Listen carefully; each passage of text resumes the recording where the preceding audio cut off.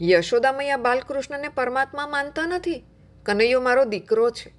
કનૈયાએ અનેક રાક્ષસોને માર્યા છે, પણ યશોદા મૈયાનો વાત્સલ્ય ભાવ ઓછો થયો નથી.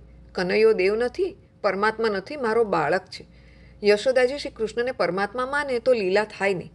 ભગવાન યશોદામાને અજ્ઞાનમાં રાખે છે. ભગવાન જય વિજયને લીલા કરવા માટે અજ્ઞાનમાં રાખે છે. ભગવદ ઈચ્છાથી જ જય વિજય સનતકુમારોને ઓળખી શક્યા નહીં. સનતકુમાર જેવા જ્ઞાનીઓને પણ ક્રોધ આવ્યો. એ પણ ભગવાનની લીલા જ છે. જય વિજયનું પતન નથી થયું. વૈકુંઠમાંથી જેમ ભગવાન નીચે આવે છે, જગતમાં આવે છે, તેમ ભગવાનના પાર્ષદો પણ આવે છે. 3 જન્મ બાદ તો જય વિજય ફરીથી વૈકુંઠ ધામમાં આવવાના જ છે. આ જે કંઈ થયું તે બરાબર થયું છે. જય વિજય દિતિના ગર્ભમાં આવ્યા છે. પવિત્ર સમયે દિતિએ 2 બાળકોને જન્મ આપ્યો. એકનું નામ હિરણાક્ષ, બીજાનું નામ હિરણ્યકશિપુ. સમયે કરેલા કામોભોગથી દિતિ કશ્યપને ત્યાં રાક્ષસોનો જન્મ થયો. માટે કામાધીન ન બનો. મહાપ્રભુએ આ ચરિત્રની સમાપ્તિ કરતાં કશ્યપ ઉપર 3 દોષો નાખેલા છે: કર્મત્યાગ, મૌન ત્યાગ અને સ્થાન ત્યાગ. હિરણાક્ષ અને હિરણ્યકશિપુ તો રાક્ષસી બાળકો છે, એટલે તેમને વધતા કેટલી વાર? રોજ 4 હાથ વધે છે. બંને બાળકો બહુ પ્રતાપી છે. હિરણાક્ષ એવો બળવાન છે કે જ્યારે ચાલે ત્યારે તેના પગ ધરતી ઉપર હોય, પણ માથું સ્વર્ગને અડતું. ભાગવત એ સમાધિ ભાષાનો ગ્રંથ છે. 4 હાથ બંને વધતા એનો અર્થ એ લેવાનો કે લોભ રોજ ને રોજ વધતો જાય છે. પ્રભુની કૃપા વગર લોભનો અંત આવતો નથી. શરીર જીર્ણ થવાથી કામ મરે છે, પણ લોભનો નાશ થતો નથી. લોભ વધવાથી પાપ વધે છે, અને પાપ વધે એટલે ધરતી રસાતળમાં જાય છે. ધરતી એટલે માનવ સમાજ દુઃખરૂપી રસાતળમાં ડૂબે છે. હિરણાક્ષે ખૂબ ભેગું કર્યું છે, અને હિરણ્યકશિપુએ ખૂબ ભોગવ્યું છે. હિરણાક્ષ એ લોભ છે. હિરણ્ય એટલે સોનું અને અક્ષ એટલે આંખ. જેની આંખમાં સોનું છે, પૈસો છે, જેની આંખમાં લોભ છે, તે હિરણાક્ષ છે. ભક્તિમાં આંખ મુખ્ય છે. આંખમાં પૈસાને ન રાખો, પરમાત્માને રાખો. અનીતિનો પૈસો ઘરમાં આવે તો ડૂબાડે છે. જે આંખમાં પરમાત્માને રાખે છે તે પાપથી બચે છે. જેની આંખમાં પૈસો છે, લોભ છે, કામ છે, તેનું મંદિરમાં જવું પણ ભક્તિ નહીં, પાપ છે. કામ, લોભ અને ક્રોધ ત્રણેય એકબીજા સાથે સંકળાયેલા છે. રાવણ અને કુંભકર્ણને મારવા એટલે કે કામને મારવા ભગવાને શ્રી રામનો અવતાર લીધો છે. એક જ અવતાર લેવો પડ્યો છે. દંતવક્ર અને શિશુપાલને મારવા એટલે કે ક્રોધને મારવા ભગવાને કૃષ્ણ અવતાર લીધો છે. એટલે કે એક જ અવતાર લીધો છે. પરંતુ લોભને મારવા એટલે કે હિરણાક્ષને મારવા વરા અવતાર અને હિરણ્યકશિપુને મારવા નૃસિંહ અવતાર. આમ લોભને મારવા માટે પ્રભુને 2 અવતાર લેવા પડ્યા છે. એ બતાવે છે કે લોભને જીતવો બહુ મુશ્કેલ અને દુષ્કર છે. વૃદ્ધાવસ્થામાં ઘણાને ડાપણ આવે છે, પણ યુવાનીમાં જે ડાયો થયો તે જ સાચો ડાયો ગણાય. શક્તિ ક્ષીણ થાય અને કામ જાય તેમાં શું ગઢ જીત્યા? વૃદ્ધાવસ્થામાં કોઈ ગણકારે નહીં ત્યારે ક્રોધ જાય તેમાં શું નવાય? પણ આ લોભ તો છેવટ સુધી વૃદ્ધાવસ્થામાં પણ છૂટતો નથી. લોભને મારવો કઠણ છે. સત્કર્મમાં વિઘ્ન નાખનાર લોભ છે. માટે લોભને સંતોષથી મારજો. લોભ સંતોષથી મરે, માટે સંતોષ કેળવો. વરાહ ભગવાન એ સંતોષનો અવતાર છે. વરાહ નારાયણની કથા. વરાહ અવતાર એ યજ્ઞ અવતાર છે. વર એટલે શ્રેષ્ઠ અને અહ એટલે દિવસ. શ્રેષ્ઠ દિવસ કયો? જે દિવસે તમારા હાથે સત્કર્મો થાય, શ્રેષ્ઠ કર્મો થાય, એ દિવસ શ્રેષ્ઠ છે. વરાહ ભગવાને પૃથ્વી જે પાતાળમાં છે તેને બહાર કાઢી, પરંતુ પૃથ્વીને પોતાની પાસે નથી રાખી. પૃથ્વી તેમણે એટલે કે મનુષ્યને સોંપી. પોતાની પાસે જે આવ્યું તે બીજાને આપ્યું. આ સંતોષ છે. વરાહ ભગવાન યજ્ઞના દ્રષ્ટાંતરૂપ છે. યજ્ઞ કરવાથી ચિત્તશુદ્ધિ થાય છે. લોભ વગેરેનો નાશ કરી ચિત્તશુદ્ધિ કરવાની છે. ચિત્તશુદ્ધિ થયા પછી કપિલ મુનિ એટલે કે બ્રહ્મવિદ્યાની પ્રાપ્તિ થાય છે. યજ્ઞપૂર્વક જીવન જીવશો તો જ્ઞાન મળશે. યજ્ઞ અવતાર વગર મન શુદ્ધિ થશે નહીં, અને મન શુદ્ધિ, ચિત્તશુદ્ધિ વગર જ્ઞાન મળતું નથી. અજ્ઞાનને દૂર કરવા માટે વરાહ અવતાર બતાવે છે. સત્ય બોલવું એ પણ એક યજ્ઞ છે. યજ્ઞ થશે પછી જ કપિલ ભગવાનની બ્રહ્મવિદ્યા બુદ્ધિમાં સ્થિર થશે. કર્મ એ ચિત્તશુદ્ધિ માટે અને ભક્તિ એ મનની એકાગ્રતા માટે છે. જીવનમાં કર્મ, ઉપાસના અને જ્ઞાન એ ત્રણેયની જરૂર છે. શ્રી શંકરાચાર્યએ કહ્યું છે, લોકો ચામડીની મીમાંસા બહુ કરે છે, પણ આત્માની મીમાંસા કોઈ કરતું નથી. સ્વર્ગમાં ઘણી સંપત્તિ છે. હિરણાક્ષને તે લઈ આવવાની ઈચ્છા થઈ. દિવસે દિવસે તેનો લોભ વધતો ગયો. તે સ્વર્ગમાં આવ્યો. દેવો ગભરાયા અને જઈને ક્યાંક છુપાઈ ગયા. સ્વર્ગમાં કોઈ ન દેખાતા હિરણાક્ષ પાછો ફર્યો અને પાતાળમાં બેઠો. તેણે વરુણ દેવને ગદાયુદ્ધ કરવા કહ્યું. વરુણે કહ્યું, અમે તો લડાઈથી નિવૃત્તિ લીધી છે, એટલે તું સર્વ દેવોના દેવ પરમાત્મા વરાહ સ્વરૂપે પ્રગટ થયા છે તેમની પાસે જા. તે તારી સાથે યુદ્ધ કરીને તારી ઈચ્છા પૂરી કરશે. હિરણાક્ષ વરુણ પાસેથી નીકળી ભગવાનને શોધવા નીકળ્યો. રસ્તામાં નારદજી મળ્યા. તેમની પાસેથી જાણ્યું કે વરાહ ભગવાન તો રસાતાળમાં ગયા છે. સાંભળતા જ હિરણાક્ષ ત્યાં જવા નીકળ્યો. વરાહ નારાયણ પૃથ્વીને રસાતાળમાંથી બહાર લઈને આવતા હતા ત્યાં રસ્તામાં બંનેનો ભેટો થયો. વરાહ નારાયણનું સ્વરૂપ જોતા હિરણાક્ષ હસવા લાગ્યો. અરે, આ તો ડુક્કર દેખાય છે. હિરણ્યાક્ષ વરાહ નારાયણની નિંદા કરે છે.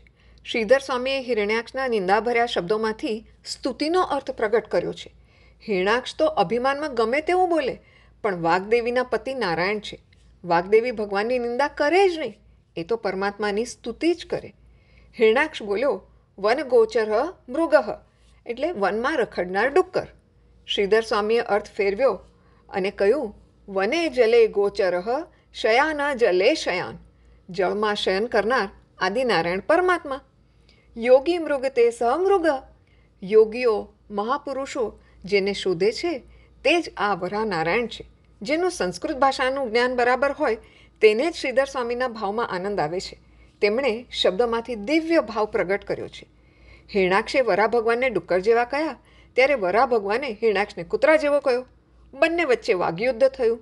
સર્વ પાપનું મૂળ વાણી છે. ઉચ્ચાર વગર પાપ થતું નથી. પછી બંને એકબીજા સાથે બાખડ્યા. છેવટે વરાહ ભગવાને હિરણાક્ષના કાનના ભાગ ઉપર જોરદાર પ્રહાર કર્યો. તેને ચક્કર આવતા તે નીચે પડ્યો અને ત્યાં જ મરણ પામ્યો. દેવો ગાંધર્વો વરાહ નારાયણની જય જયકાર કરવા લાગ્યા. હિરણાક્ષનો ઉદ્ધાર કર્યો. પ્રભુએ ધરતીની સ્થાપના જળમાં કરી. મનુ મહારાજને પૃથ્વીનું રાજ સોંપ્યું અને વરાહ ભગવાન વૈકુંઠમાં પધાર્યા. હિરણાક્ષ એ લોભનું સ્વરૂપ છે. લોભ માનવને સત્કર્મ કરતાં અટકાવે છે. ઘણાની સત્કર્મ કરવાની ઈચ્છા મનમાં જ રહી જાય છે. તે સત્કર્મ કરી શકતો નથી. કાળ પકડવા આવી જાય છે. સત્કર્મમાં વિઘ્ન કરનાર હિરણાક્ષ છે. દ્રવ્યનો લોભ, કીર્તિનો લોભ, લૌકિક કોઈ પણ સુખનો લોભ માનવને સત્કર્મ કરતાં અટકાવે છે. લોભને સંતોષથી મારજો. જેને સંતોષ છે તે પાપ કરતા નથી. જે ભોજનમાં, સંપત્તિમાં, સંસાર સુખમાં સંતોષ માને છે તે લોભને મારી શકે છે. તેનું પાપ અટકે છે. માનવને જે મળ્યું તે બહુ ઓછું લાગે છે. કેટલાક એવું સમજે છે કે પ્રભુએ પડોશીને ઘણું આપ્યું છે, એટલું મને આપ્યું નથી. એવું નથી. ભગવાન અતિ ઉદાર છે. માનવીની લાયકાત કરતાં ભગવાન માનવને વધારે આપે છે. પ્રાપ્ત સ્થિતિમાં સંતોષ માનો. મનને વારંવાર સમજાવો કે પ્રભુએ મને મારી લાયકાત કરતાં વધારે આપ્યું છે. ધનને ધર્મની મર્યાદામાં રાખો. હિરણાક્ષ મર્યા વગર પાપ મરતું નથી, અને પાપ મરે તો જ બુદ્ધિમાં બ્રહ્મ વિદ્યા ટકે છે. જ્યારે બુદ્ધિ નિષ્કામ બને ત્યારે બ્રહ્મજ્ઞાન બુદ્ધિમાં ટકે છે. બુદ્ધિનો ઉપયોગ કેવળ અર્થોપાર્જન માટે ન કરો. તેનો ઉપયોગ ઈશ્વરની ઉપાસના માટે પણ કરો. આ માટે એક રાજાને ઝવેરીનું દ્રષ્ટાંત આપ્યું છે. એક રાજાના દરબારમાં એક ઝવેરી આવ્યો. તેની પાસે એક કિંમતી હીરો હતો. તેણે રાજાને આ કિંમતી હીરો બતાવ્યો. રાજાને ગમી ગયો. આ હીરાની કિંમત નક્કી કરવા માટે રાજાએ પોતાના રાજ્યના તમામ હીરા પારખું ઝવેરીઓને બોલાવ્યા. તેમને આ હીરાની ખરી કિંમત આંકવાનું કહ્યું. દરેક ઝવેરીએ પોતપોતાની પરખ પ્રમાણે અલગ અલગ કિંમત બતાવી, પણ કોઈ તેની ખરી કિંમત આંકી શક્યું નહીં. આથી રાજા નિરાશ થયો. બધા મૂંઝવણમાં પડ્યા. એવામાં દરબારમાં એક વૃદ્ધ ઝવેરી આવ્યો. તેણે તે હીરાની કિંમત 99 લાખ રૂપિયા બતાવી. આ સાંભળી રાજાને ઘણું આશ્ચર્ય થયું. તેણે ઝવેરીને પૂછ્યું, તમે 1 કરોડમાં 1 લાખ ઓછા શા માટે કર્યા? આ સાંભળી વૃદ્ધ ઝવેરીએ રાજાના ખજાનામાંથી 100 હીરા મંગાવી પેલા કિંમતી હીરાની આસપાસ વ્યવસ્થિત રીતે ગોઠવી દીધા. હવે આ કિંમતી હીરાની ચમક 100માંથી 99 હીરા પર પડી, પણ એક હીરા પર ચમક ન પડી. વૃદ્ધ ઝવેરીએ કહ્યું, આટલા માટે જ મેં એની કિંમત 1 લાખ ઓછી આંકેલી. રાજા ખુશ થયો. તેણે પોતાના મંત્રીને કહ્યું, વૃદ્ધ ઝવેરીને ઇનામ આપો. આ સાંભળી ત્યાં બેઠેલ એક મહાત્મા ઊભા થઈને બોલ્યા, આ ઝવેરીને ઇનામ શેનું? એના માથા ઉપર રાખ નાખો. સાંભળીને રાજા અને બીજા બધા સ્તબ્ધ થઈ ગયા. રાજાએ મહાત્માને આનું કારણ પૂછ્યું. એણે કહ્યું, આ ઝવેરીમાં અમાપ બુદ્ધિ અને ચતુરાઈ છે, તે હું કબૂલ કરું છું. પણ એમણે એમની બુદ્ધિનો ઉપયોગ કેવળ પથ્થરોને ચકાસવામાં જ કર્યો છે. એ બદલે બુદ્ધિનો ઉપયોગ ઈશ્વરને ઓળખવા માટે કર્યો હોત તો તેનો ઉદ્ધાર થઈ જાત. ભલે તમે તેને ડાયો માનો, હું તો એને મૂર્ખ જ માનું છું. જ્ઞાન મળ્યા પછી ધર્મ ન પાળાય તો તેનો કંઈ અર્થ જ નથી. જ્યાં ધર્મ છે ત્યાં જ્ઞાન અને પરમાત્મા છે.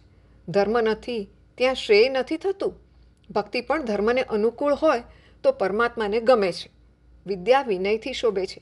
વિદ્યા વપરાય તેમ વધે છે. તૃતીય સ્કંદમાં 2 પ્રકરણો છે, પૂર્વ મીમાંસા અને ઉત્તર મીમાંસા. પૂર્વ મીમાંસામાં વરાનારાયણની કથા છે અને ઉત્તર મીમાંસામાં કપિલનારાયણની કથા છે. યજ્ઞ કર્યા વગર કપિલનારાયણની વિદ્યા બુદ્ધિમાં સ્થિર થતી નથી.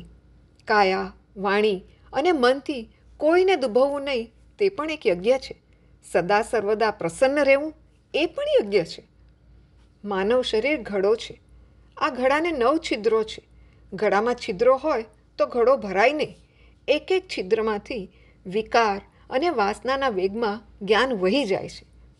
આત્મા જ્ઞાનમય હોવાથી કોઈ અજ્ઞાની નથી, પણ સતત જ્ઞાનને ટકાવવા ઇન્દ્રિયમાંથી વહી જતી બુદ્ધિશક્તિને અટકાવવાની છે.